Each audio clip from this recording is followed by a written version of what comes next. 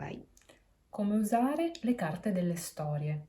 In questo caso raccontiamo la storia di Cupido e Psiche, o Amore e Psiche. Le carte sono costituite dai personaggi principali, gli animali che aiutano i vari personaggi, gli oggetti che i personaggi possono utilizzare e i luoghi dove avvengono le azioni. Con le carte delle storie invece non c'è una sequenza precisa, quindi i bambini devono utilizzare le carte come promemoria. Quindi ci sono i personaggi, in questo caso appunto Psiche, Cupido e i genitori di Psiche, che si trovano all'inizio proprio del racconto. E in questo caso quindi i bambini possono servirsene. Quindi Psiche, che era molto bella, i genitori che erano molto orgogliosi, fanno arrabbiare la dea Venere, che quindi ordina a Cupido di lanciare una freccia a Psiche in modo tale che si innamori di un mostro. Ma Cupido sbaglia e la freccia colpisce proprio lui e quindi lui si innamora. Si innamora e vuole sposarla. Si sposano e vanno a vivere in un bellissimo castello, dove però Psiche non può vedere mai Cupido. Lei sente molta nostalgia e quindi dopo un po' di tempo chiede a Cupido di far venire di nuovo i genitori e le sorelle, che ingelosite dicono: ma secondo me lui è davvero un mostro e dovresti vederlo magari quando dorme. E così Psiche, ecco qua, usa un oggetto, la lampada d'olio, con cui illumina Cupido e Cupido infatti si sveglia però dice: non dovevi assolutamente farlo, adesso io dovrò scomparire per sempre.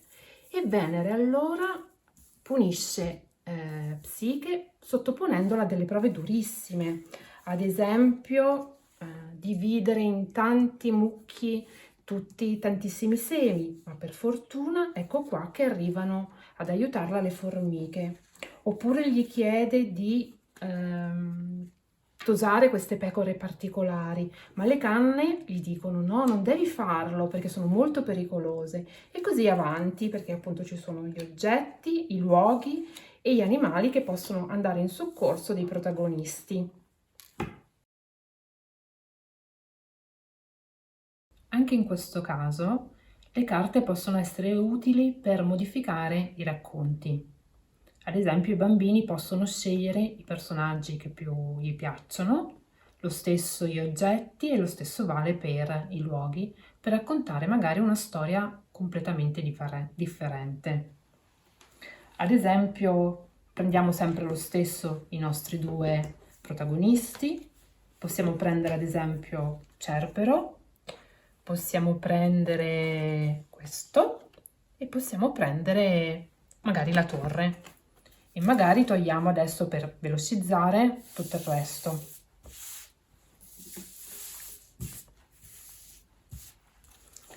In una torre viveva Cupido.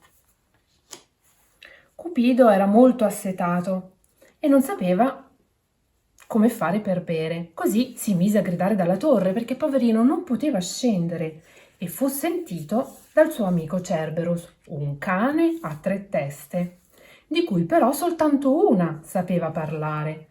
E così si mise a baiare in giro per la città, ma nessuno lo capiva, finché arrivò Psiche, che in realtà conosceva il linguaggio degli animali e conosceva anche il linguaggio di Cerberus. E così si mise ad ascoltare la terza testa e disse: «Oh, il povero Cupido ha bisogno dell'acqua, ti prego portagliela». E così Psiche portò l'acqua a Cupido e quando si videro si innamorarono e vissero per sempre felici e contenti.